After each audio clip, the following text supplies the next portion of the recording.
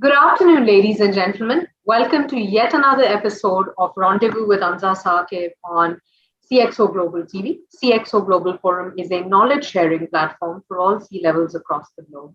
We take massive pride in contributing to the knowledge economy with our league of extraordinary thought leaders. Today, as well, we've got a very accomplished gentleman with us. His name is Mr. Shafaat Hashmi. He's the chairman, Stallion Gates Global Investments, which is not only a run-of-the-mill asset management firm, but it's headquartered in Abu Dhabi, Zurich, and Panama. They have 42 portfolio companies and one of the only investment firms founded by a Pakistani, which is now about to touch a $1 billion evaluation. Now, they not only deal in private equity, there's real estate investment trusts. They're also the minds behind First Digital Bank in Dubai and the upcoming Digital Asset Regulatory Authority in UAE. Now, on the side, they also have a $150 million fund on the metaverse. And that's not it. Mr. Shafaat Hashmi also founded Brandbeat, Advertising and Communications. Now, this is Hashmi, also GTM commercial advertising, founded Brandbeat, integrated advertising and communication as an advertising and PR agency. They've got 10 global offices, 250 people working alone just in the agency. Over 13 years of experience with 750 clients with a 93.6% retention rate. So unbelievable numbers. And also, that's not it, ladies and gentlemen. They also have a technology company in San Francisco, which goes by the name TechCross. Now, a lot of their research has been on genetics and tying it up with consumer behavior and analytics and dictating trends in the market. The research, I'm not allowed to give away a lot right now, but all I'm going to say at this point in time is that this research is going to make advertising spill over just 10%. Whereas the current rate is around 90%. Now, Mr. Hashmi is also a board member and angel investor on more than 25 global startups, out of which 2 are based in Pakistan. He's considered an authority on health tech, edtech, investments, startups in Pakistan. And he's currently also authoring a book called Disrupting Failure. So without further ado, let's chat with the living legend himself, Mr. Shafaat Hashmi. Welcome to the show, sir. Thank you very much. Such a pleasure, truly privileged and honor to be part of CxO Global. And thank you, Anza, for taking out the time and giving us the honor to share our voice. The honor and pleasure is all ours. So, sir, in the interest of our audience is finding out more about the process between Brandbeat. What was the thought process and what sets it apart from the rest of all the AdCom and PR agencies? I think it's a wonderful question. Advertising agency business has been quite interesting. So for example, if you're an advertising agency and you're also buying media, so what would happen, because I work on the other side of the table as a brand manager and as a CMO and a group marketing head for a number of multinationals abroad. And when I was working there, I would see that my ad agency would come, and I experienced all the way from Saatchi and Saatchi to the 4Ms and also, SMEs and startup agencies with a 4-man show. So the idea was that whenever they would come to me, I couldn't really find agencies that would give me that industry insight and would come to me as a commercial advisor. So it was always me and my team who would be giving them the basic content, the basic creative direction, the brief, and so on and so forth. And the worst part was that these agencies would come down to us and they would shove down our throat about certain media spend. So they would say, hey, why don't you get this billboard? Or why don't you get this building wrap? And why don't you advertise on the airport? Now, the reason is that they would always promote media from where they were getting the maximum commission, whether or not it works for my brand or not, right? So there comes the conflict of interest and a big question mark when it comes to the integrity of an agency who happens to be the custodian and somebody you can trust with your brand, right? So when it comes to budgeting, so every other agency I would meet, they would say, oh, how about if you increase just 20% of your marketing budget and we could do this, right? And then you increase the budget and they would say, oh, what if you increase another 100% of the budget and we can do this? So it's always the same pitch. And I also realized that there is a huge gap where people are looking for a marketing partner compared to an agency, which is more like an extension of their own marketing function, which has a dedicated team that works for them. And the corporation or the company doesn't really need a marketing manager, but we work as your brand manager, as a marketing manager. We initiate ideas. We give you the competitive reports. We help you position the brand. And we are there to be a custodian of your marketing budget, making sure you get the maximum value for every dollar spent. And that is the foundation of why the agency was laid out. That's amazing. So I'm going to ask you something about the current generation, right? So a lot of times what media and PR houses struggle with, especially in Pakistan, is that it's quite a challenge now advertising or building a whole narrative for Gen Z, because, a lot of the Gen Zs, they were all digital natives. They were born with devices and handhelds in their hands. And now nobody's, like, if I even talk about myself, being a millennial, I don't watch TV anymore. And, those commercials really don't appeal to me. But whatever you see on the internet probably does. What do you have to say about this amalgamation of marketing with technology and how, the narratives are being built now? Another wonderful question. I think you really prepared yourself well, How I would say it, it's a very simple thing. Wherever are the eyeballs, that is where the dollar is spent, period. Mm-hmm. Now, eyeballs are not in our control, right? So whatever media platforms that are out there, wherever the consumer goes, you have to be there. It's as simple as that. So if you're targeting Gen Z, it's not only about the platform that, okay, I go on Facebook and I go on Google and do my SEO and go on Instagram and then, advertise on LinkedIn or, TikTok or whatever the new platforms out there. The thing is, what are you doing on that platforms? It is more about how you advertise, how you target, what is your brand communications? How do you build the engagement? How do you build the brand recall? And what is that core value proposition that would really entice someone to engage and send you a message? And then you create the whole funnel. So be it Gen Z, Gen Y, Gen X, or be it, the millennials, or be it the baby boomers, everybody is essentially moving and shifting towards digital, because whatever we have on our palm is what it is all about today. So the frequency of usage of a certain mobile application or a social media platform, that's where you got to advertise. So I think that what really matters is that what are the latest platforms that are coming and how smart are you when you cut through the competition on those platforms? So obviously there is no second thought that companies who are not embracing and are not keeping pace with the pulse of technology, particularly companies in Pakistan, they're definitely going to lose out. I mean, there are many companies who've done a lot of business at Amazon.com. Pakistan just joined last year, right? Yeah. So goes with Alibaba.com. I mean, there were companies doing business with Alibaba.com for years and years, and still you hardly see any presence of what, I mean, we are more customers on Alibaba than sellers. So we need to understand that what is it that Pakistani manufacturers, brand managers need to do, and how do they need to address the mass markets, the big markets, the larger markets, how do they export, and how do you even address the local markets? So I think that Pakistan right now is quite an interesting mix. It depends on the internet penetration in Pakistan, the price of handheld devices in Pakistan. I mean, you get an imported phone and you have to pay so much taxes on it. It's ridiculous.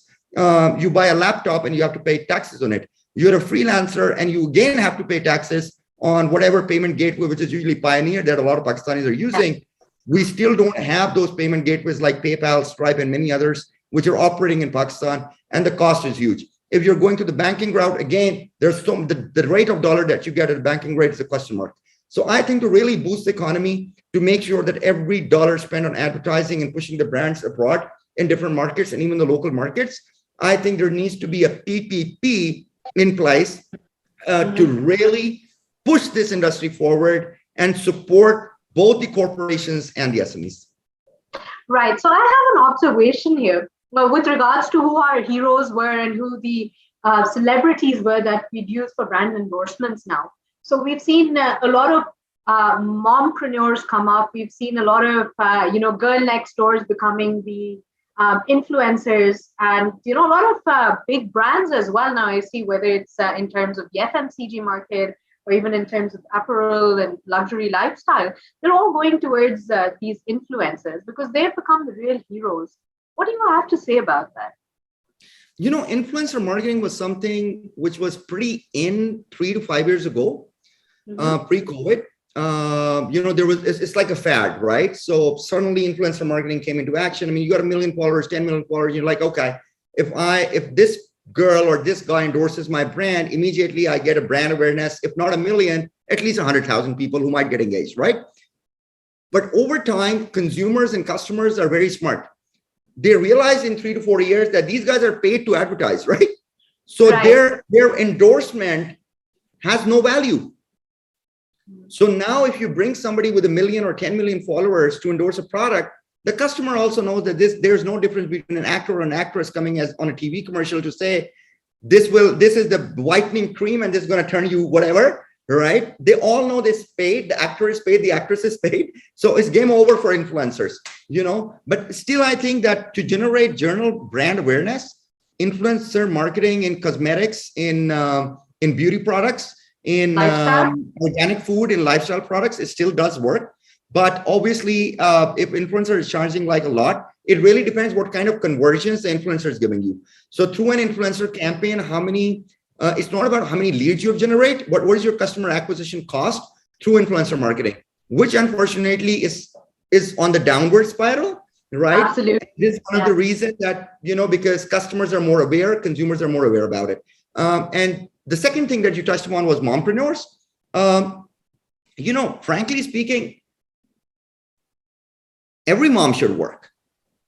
And I am always very proud to be associated with a powerful woman who is successful, in any form of relationship. And there needs to be a lot that needs to be done in this space. I think that globally, we have literally crossed that barrier to further discuss, whether a woman should be working or not. I think that's something from the 60s, which is long gone. Even in Saudi, if you land at the airport, you will see so many women working over there. And you will see a lot of, so I think the platforms and with internet, many things have happened so great that I'll give you a very simple example and please hop on to the next question. If somebody is doing hijab and doesn't want to meet and greet people in person as a woman, right? For religious or a value system perspective, I mean, there is nothing better than internet. You could create a profile on Fiverr or Upwork. You don't have to meet people. You don't have to show your face. You don't have to show your body. You can mint millions sitting at home, right?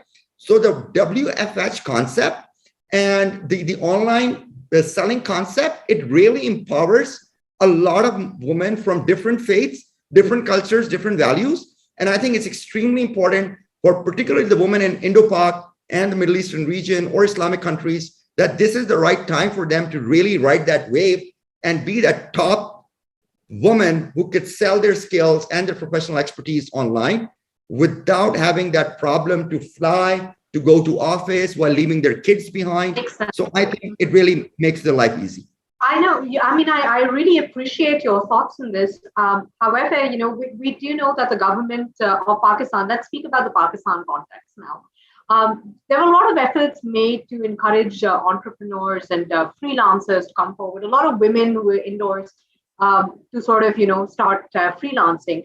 However, do you think that the ecosystem that we're providing here right now makes it an enabling ecosystem in the context of Pakistan? Because, you talk about internet penetration, and I've spoken to a lot of women who are from the rural areas or even from Gilgit-Baltistan, and their biggest complaint is, how am I supposed to work online when I'm not even getting like proper Wi-Fi signals? We don't have connectivity, we don't have 4G. So talk about making all these women and children financially inclusive, whereas still there are areas in Balochistan, in the interior Sindh, which are not connected. So what are some of your policy recommendations in this regard? It's a fantastic question. To me, when somebody asks me, Shafaat, about men, women, and children, honestly speaking, a person like myself, it doesn't matter. So if you were interviewing me in the US, I would have given you a much better example and maybe would have been too loud that this or that doesn't matter, right? So for us, that doesn't matter, right? Whatever you've got, that's more of a physical thing. I don't find that there is any difference in the brilliance or the intelligence or the skill set or the activities or actions that a man can do and a woman can do and that a woman can do and a man can do. I think the only difference is that one gets pregnant and the other one doesn't get pregnant. I think this is about it. So, apart from this, I don't really find any difference. Having said that, I think it's not only having a policy for women and children to be more inclusive. The problem with Pakistani ecosystem really starts at a very grassroots level of education system in Pakistan. The education system, and not only in Pakistan, I think globally is pretty much broken. We're still studying the same books, which are more theological, more core, and outdated. Yeah, so they're not really skill-based. And even somebody who does their master's or does an MCOM or something in computer sciences like bachelor's, they still are taught simple binary stuff, which makes absolutely no sense. So the skills of the future and skill development is important. This is one aspect. The second aspect, which is important, is the aptitude, the alignment of aptitude and attitude, right? So people do have an aptitude for something. The education might provide it, but then they have such a bad attitude that they will never be successful. So the attitude bit really comes from the value system, which is deep rooted into our culture and into a lot more political, religious, sectarian conflicts and confusions which are out there. And a lot of our youth has essentially ended up becoming Facebook keyboard warriors, wasting a lot of time. The last thing I want to add to this conversation is, I think a lot of people, particularly in Pakistan, they have a problem with taking responsibility and being responsible and taking integrity in what they do. So for example, if I'm an office boy and I have to serve tea, I should take pride in serving the best tea. And I should take pride in that. I should be responsible to serve that tea perfectly well, right? So people need to take pride, whether you're a janitor, whether you're an Uber driver, whether you're a laborer, whether you're a CEO, whoever you are, you need to have that integrity of being honest, truthful to your customer, adding the right ingredients, and really giving that next level of customer services and taking pride and responsibility. I think it really starts with respecting time, keeping up your commitments, and keeping up the promises. Unfortunately, Pakistan is great when it comes to sales, but it's really poor when it comes to delivery. So we do overpromise and underdeliver, and I think that gap needs to be reduced. And moreover, I think there's a lack of skill, but there's abundance of intelligence. Right, that's beautifully put. Now, I have a couple of more questions for you. So, I'd request you to stay with us a little longer.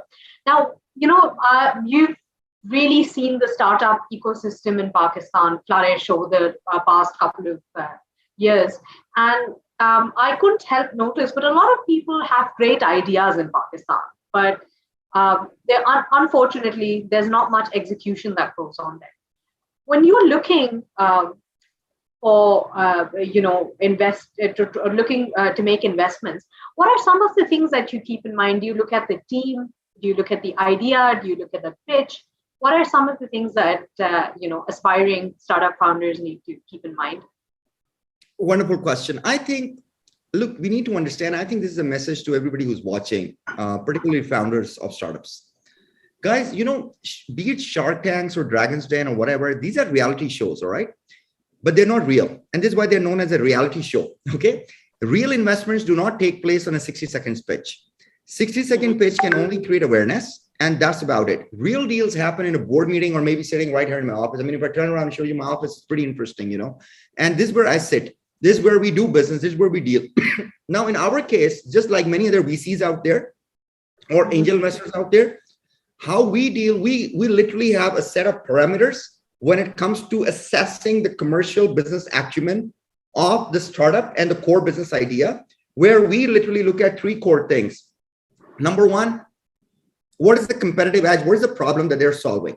And how much efficiency and convenience is in there? And number two, how do they want to scale? And number three, how do they monetize? Number four, what's in it for us? And number five, what is our exit strategy? So these are the five core things that we look at. But the weightage that we give to the business commercial side of the startup is about 50%. The balance 50%, we look at the entrepreneur. I don't care about the team. I care about the entrepreneur, the founder, who's going to lead it. So, whenever you invest or whenever you partner with someone, it's like a marriage, right? So if between a couple, if you can have a decent conversation, you'll end up with arguments all the time and you'll end up in a divorce maybe or separation.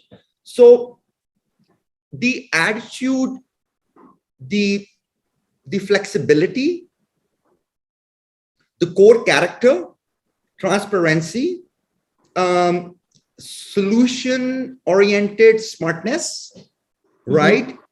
A learning aptitude and an evolving aptitude.